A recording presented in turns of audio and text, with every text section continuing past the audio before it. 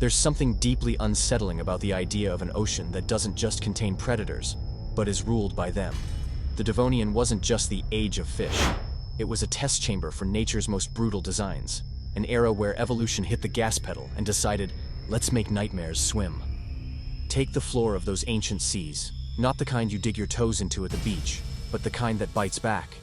The moment your foot brushes the sand, it might not be sand at all. Lying in ambush is something like Dunkleosteus, a fish with a body so flat and well camouflaged it practically was the seabed. One moment, calm.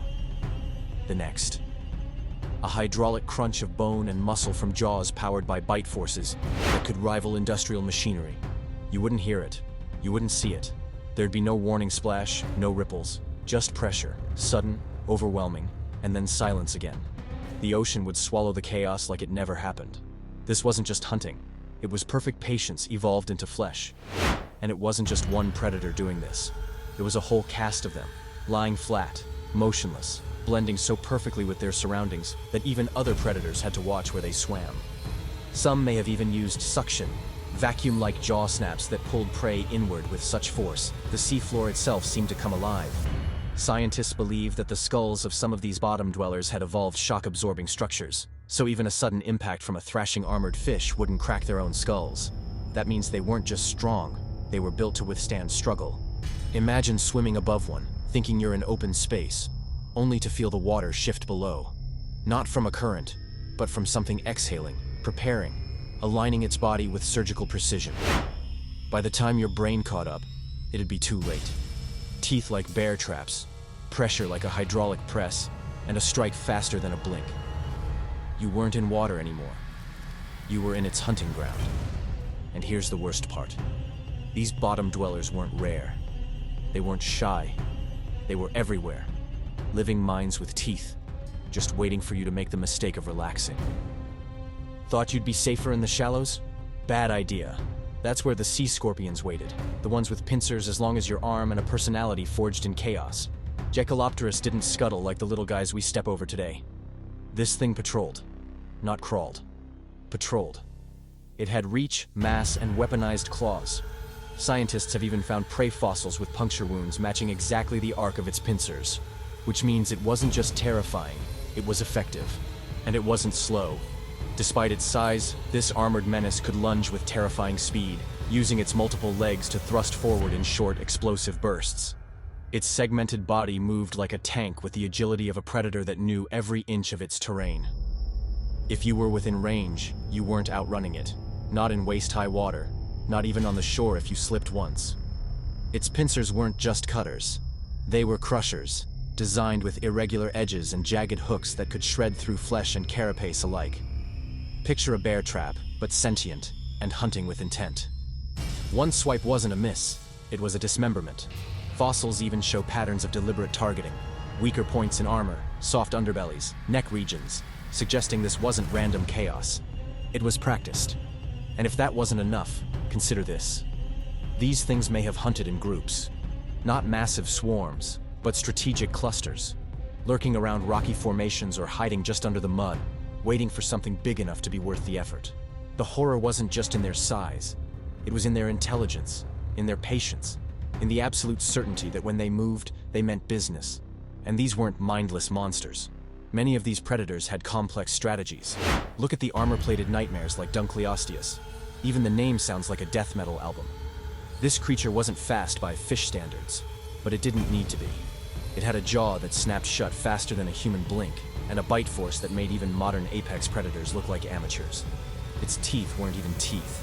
They were bony blades, honed through evolution into giant scissors of doom. Some fossilized remains show even other Dunkleosteus didn't stand a chance. Cannibalism wasn't a rare accident. It was probably a routine snack. Now imagine all of this horror wasn't just scattered in small numbers. It was everywhere. Global. The fossil record doesn't lie. Remains have been found on every ancient continent. From the shores of what would become Europe, to the basins of North America, to the coral-fringed waters of prehistoric Australia.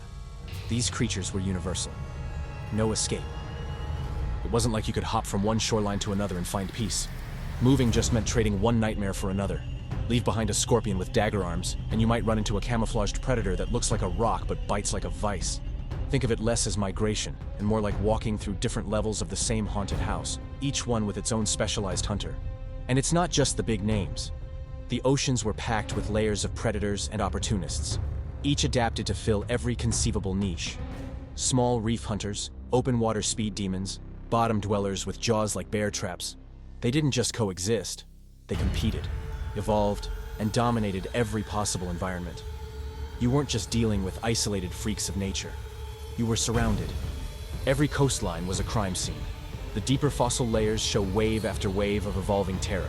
Newer species, tougher armor, sharper teeth. It wasn't a slow progression. It was an arms race with nature constantly upping the ante. If one apex predator vanished, another took its place, often bigger and meaner. Even the deep waters weren't safe. Some fossils show species that roamed from shallow zones to the ocean's twilight, capable of diving deep and launching upward in ambush. If you swam, you were a target. If you stayed still, you became bait. And with this kind of global presence, the ocean didn't need to chase you. It was already waiting, everywhere. But if the bottom was lethal and the shallows were worse, surely the open water offered safety, right? Wrong again. Enter the Haloptychius. Not quite as heavily armored as the Dunkleosteus, but what it gave up in plating, it made up for in maneuverability. With body plans designed for open water pursuit and rows of recurved teeth that made sure once you were in, you weren't getting out. This predator was the underwater version of a guided missile. It could chase, strike, and twist in ways most prey simply couldn't counter. Think of it as a torpedo with fins, sleek, lethal, and terrifyingly efficient. Haloptychius wasn't just fast, it was strategic. It could dart sideways mid-charge, turn on a dime, and come at you again from below before your brain even registered the first pass. Where Dunkleosteus barreled in like a tank, Haloptychius danced, and every move ended with teeth. Fossils show its body was hydrodynamic to an extreme, covered in scale patterns that reduced drag like the skin of a race car. But speed alone wasn't its only trick. It had a jaw setup built not just to snap shut, but to lock in. Those teeth weren't just sharp, they were angled backward, designed so struggling prey only drove themselves in deeper. Its hunting zone wasn't limited either. This wasn't a predator tied to one depth or one region. Haloptychius roamed wide, patrolling coastlines, darting through reef channels, sweeping across open seas. It played the long game, able to shadow schools of fish and strike at the perfect moment, often without warning. And the worst part? You'd never hear it coming. No splash, no ripple, just silence, then impact.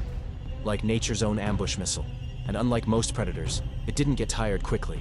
Its muscles were built for burst after burst, making escape nearly impossible unless you were equally fast, which most weren't.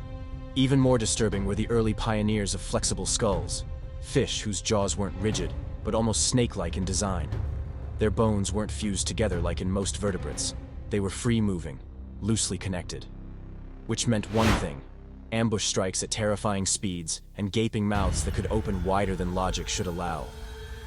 That evolutionary twist didn't just appear for no reason. It worked. And right when it felt like you'd reached peak horror, nature said, "Let's push the envelope. Welcome to the freshwater nightmare." During the Devonian, freshwater ecosystems weren't some safe haven. They were arenas for new experimentation in terror. Tristicopterids began pushing into lakes, rivers, and deltas. These fish weren't just big, they were smart. They had specialized fins that acted almost like proto-limbs, letting them lurk in murky waters with precision. Hinria, one of the apex freshwater predators, had massive conical teeth, some twice the size of modern shark teeth, paired with sensory systems that could track prey through muddy, debris-filled water. The worst part? They were ambush artists. They didn't just hunt with brute strength. They used stealth, camouflage, and finely tuned senses. Their skulls were lined with canals, pressure sensors that could detect the faintest disturbance in the water. If a fish twitched, they knew. If something breathed nearby, they felt it. And if the prey ran, those muscular fins turned them into torpedoes, fast, agile, and inescapable. But evolution wasn't done, because it was during this same period that something truly unprecedented happened. Creatures like Tiktaalik stepped out of the water, literally. This wasn't just a fish. It had gills and lungs, fins and proto-limbs, scales and a neck. Tiktaalik didn't just represent the bridge between water and land. It was the bridge. And it was no tiny experiment. It was 9 feet long. A crocodile-sized transitional apex predator that could hunt in water, wade through the shallows, and maybe, just maybe, slip across onto land when it needed to. And it wasn't alone. Its relatives showed up across continents with similar adaptations. Flattened skulls for snapping upward, eyes angled for stalking, limbs strong enough to lift their bodies from the mud. These weren't timid explorers of the shore. They were ambush hunters. Nature's test drive of a new model of predator. And once that design worked, the shoreline was no longer safe. So ask this: where could prey run? From the armored bladed jaw titans like Dunkleosteus in the deep, to the lurking Lacognathus at the bottom, to the sky-darkening filter feeders that accidentally crushed anything in their way, to the freshwater fish with land-crossing potential. There was no sanctuary. The Devonian wasn't just full of predators. It was defined by them. And when extinction finally came, not with a bang, but with waves of decline, it reset the marine world. The late Devonian extinction event wiped out about 50% of marine genera, including nearly all the iconic monsters of that time. Dunkleosteus, the snake-jawed onychodoniforms, the tristictopterids, gone. But for tens of millions of years, they ruled. And the oceans weren't just dangerous, they were designed to kill. So next time you look out at a peaceful sea, consider this: it wasn't always calm, and it wasn't always survivable. If this walk through Earth's prehistoric nightmare factory gave you chills, don't forget to like, subscribe, and drop a comment below. Which ancient sea terror haunts your dreams the most? And if you're brave enough, we'll dive deeper into the next layer of evolutionary horror together.